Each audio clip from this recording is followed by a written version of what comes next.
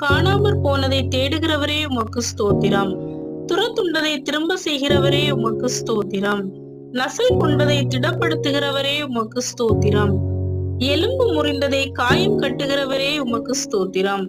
காற்றுக்கு ஒதுக்காக இருப்பவரே உமக்கு ஸ்தோத்திரம். பெரு வெள்ளத்துக்கு புகலிடமே உமக்கு ஸ்தோத்திரம்.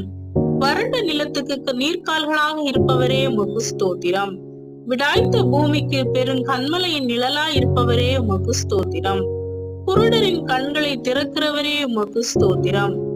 சோர்ந்து போகிறவனுக்கு பலன் கொடுப்பவரே உமக்கு ஸ்தோத்திரம்.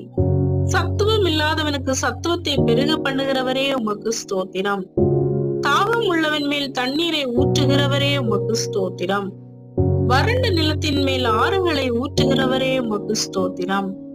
எல்லார் மேலும் தயை உள்ளவரே உமக்கு ஸ்தோத்திரம்.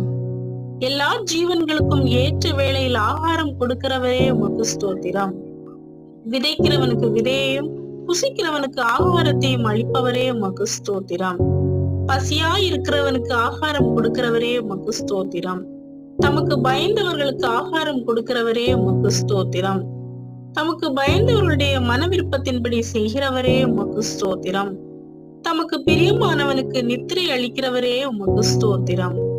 ஆமென்.